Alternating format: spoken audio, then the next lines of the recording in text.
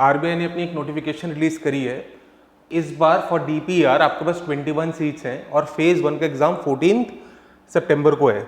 So specifically for phase 1 there are 2 papers. Paper 1 is objective economics which is of 100 mark and paper 2 which is English descriptive again 100 mark. Now the question is कि sir हम prepare कैसे करें इतने कम time पे. So let's say आपके पास total 8 weeks हैं, right.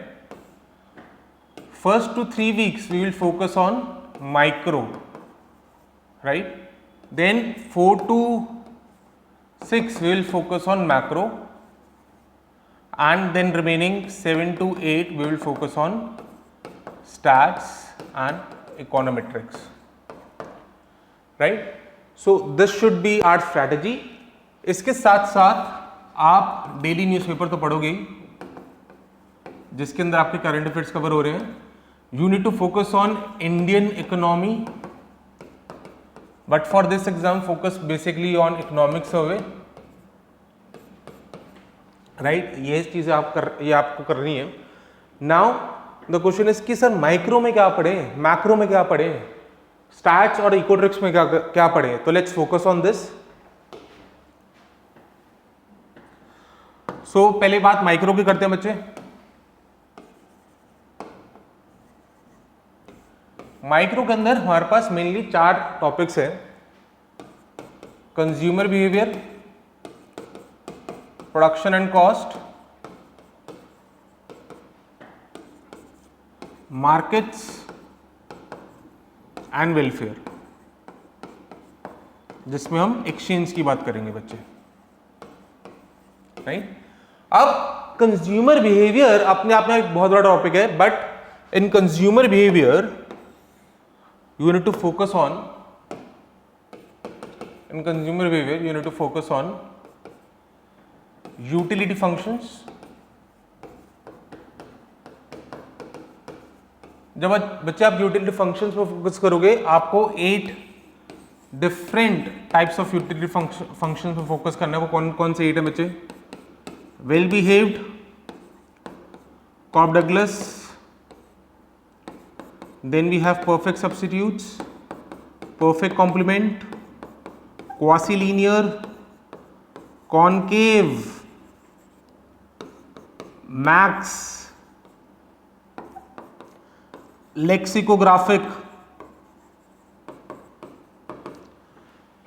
So we need to focus on these utility function. इसमें आप क्या करोगे? इसमें आप इक्विलिब्रियम कंडीशन देखोगे कि कैसे आप इक्विलिब्रियम तक पहुंचोगे. Then you need to find Marshallian demand function, then you need to find indirect utility function, then you need to find expenditure function, then you need to find compensated demand, then you need to find or then you need to do the topic Slutsky equations, right. इसके साथ साथ you will also focus on price, income and cross price elasticities. अगर आप consumer behaviour में सारी चीजें कर लेते हो, इसके अलावा आपको कुछ और नहीं करना बच्चे, राइट. इसमें ही सारी चीजें कवर हो जाती हैं. अब बात करते हैं प्रोडक्शन एंड कॉस्ट की. Production and cost. In this we need to focus on different types of production function. So different types of production function. Then we need to focus on the slope of isoquants. Then again the equilibrium condition, where we are getting the demand function of inputs. Equilibrium condition के लिए आपको बच्चे iso cost line की जरूरत पड़ेगी. That means आपको cost की जरूरत पड़ेगी. आइसो कॉस्ट लाइन कैसे निकालोगे? That is equals to wages into labour plus R into K is equals to cost. यहाँ से आपकी आइसो कॉस्ट लाइन आएगी and then you can find the equilibrium.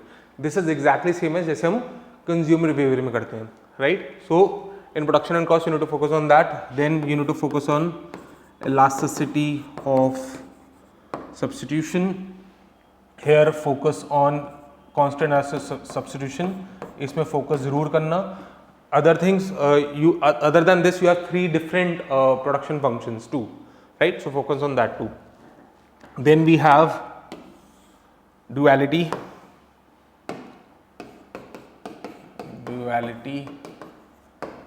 Then आप ये देखोगे given production function,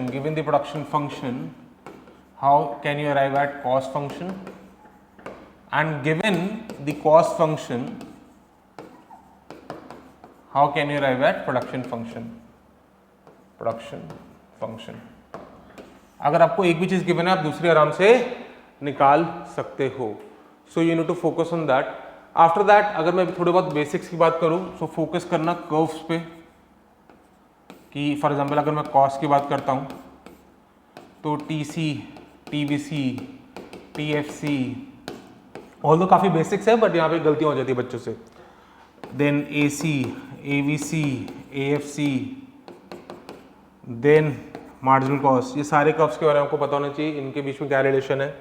प्रोडक्शन की बात करूं, then you should know TPP, MP, AP, right. ये सारी चीजें आपको पता होनी चाहिए. आफ्टर दैट आपको ये पता होना चाहिए what is the difference between returns to scale and what is the difference between different economies of scale,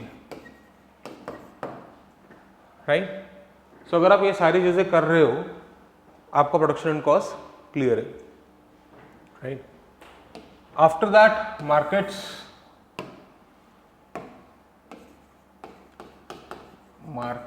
in markets बच्चे we are focusing on perfect competition, monopoly, oligopoly, right, and monopolistic, right. So in perfect competition आपको ये देखना है कि आप supply curve कैसे बना रहे हो. अगर आपको ये पता लग गया कि मोनोपोली परफेक्ट कंपटीशन के अंदर आप सप्लाई कर्व कैसे बना रहे हो तो जितनी भी प्रॉपर्टीज परफेक्ट कंपटीशन की वो सारी आपको पता लग जाएंगी, right. So you need to focus on how we are driving the supply curve in the case of perfect competition. Monopoly के केस में आपको प्रॉफिट मैक्सिमाइजेशन कंडीशन के अलावा लर्नर इंडेक्स देखना है, which is nothing but the monopoly power, right. आपको यहाँ पे फोकस करना है. देन प्राइस डिस्क्रिमिनेशन में फोकस करना है, right. In oligopoly we know that there are Cournot model, then Bertrand model, then Stackelberg model. Focus on these. In monopolistic all you need to do is profit maximising condition which is nothing but MR equals to MC. So focus more on these 3, right. Then we have exchange. So in exchange basically आपको Edgeworth box के बारे में पता होना चाहिए. आपको ये पता होना चाहिए कि हम price ratio, equilibrium price ratio कैसे निकाल रहे हैं. आपको पता होना चाहिए कि हम इक्विलिब्रियम क्वांटिटी कैसे निकाल रहे हैं. आपको ये पता होना चाहिए कि पेरिटो ऑप्टिमल क्या होता है. तो ये सारी चीज़ आपको एक्सचेंज में पता होनी चाहिए नीचे, right. Let's focus on macro now. In macro we have ISLM model. ये आप ढंग से कवर करोगे बच्चे. Then we have Phillips curve, Okun's law. आपको सारी प्रॉपर्टीज पता होनी चाहिए AD/AS की, from classical to Keynes. What is the difference between these two, right. AS कब कैसा होता है, अपवर्ड कब होता है, हॉरिजॉन्टल कब होता है, वर्टिकल कब होता है. अगर मैं एग्रीगेट डिमांड में कोई चेंज करूँ तो मेरा इक्विलिब्रियम कंडीशन कैसे चेंज होगा. So basically on that area you need to cover. Then we need to cover some basic, that is BOP, Mundell Fleming model, J curve. Then models की बात करें तो सोलो मॉडल जरूर करना बच्चे, one of the favourite topics, right. then deficits,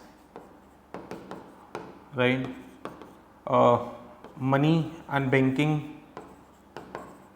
इसको तो छोड़ना मत, बैंकिंग का पेपर दे रहे हो आरबीआई का, ऑल्दो आप दे रहे हो डीपीआर में, बट मनी एंड बैंकिंग से you can expect questions, right.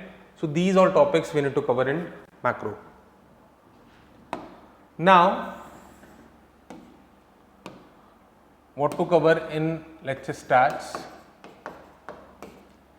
So basically in stats you need to cover first central tendency, second dispersion, third correlation, fourth you need to cover probability, fifth probability distribution. यहाँ पे मैं conditional probability तक की बात कर रहा हूँ, आपको कंडीशनल प्रोबेबिलिटी तक कवर करना है, right. Then we need to cover probability distribution. In probability distributions we have multiple distribution. Then we need to focus on bivariate, sorry, write down univariate and bivariate probability distributions. So ये सारी चीज़ आपको stats के अंदर cover करनी है. इसके अलावा नहीं करोगे तो चल जाएगा. या one more topic, index number, right. ये सारी चीज़ें आपको कवर करनी है बच्चे. उसके बाद we need to cover some part of econometrics. So let's focus on that.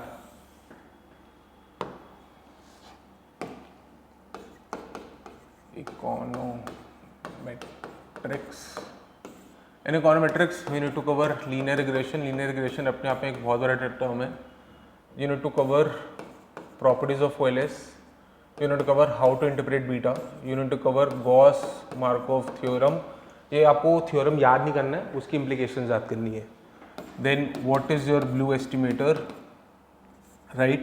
Then you need to cover जो डिफरेंट एजम्पशंस हैं in the case of classical linear regression model.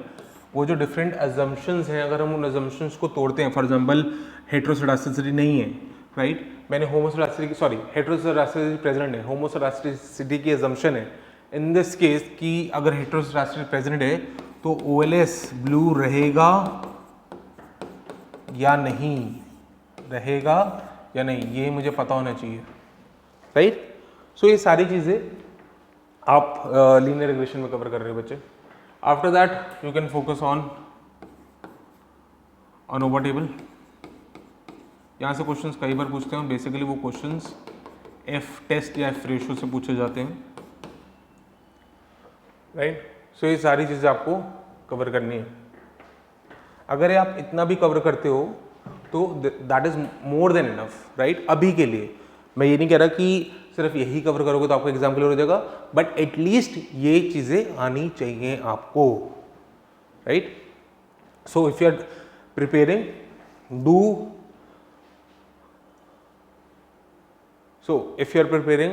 आप ये सारी चीज़ें कवर करोगे बच्चे, right. You need to cover these all.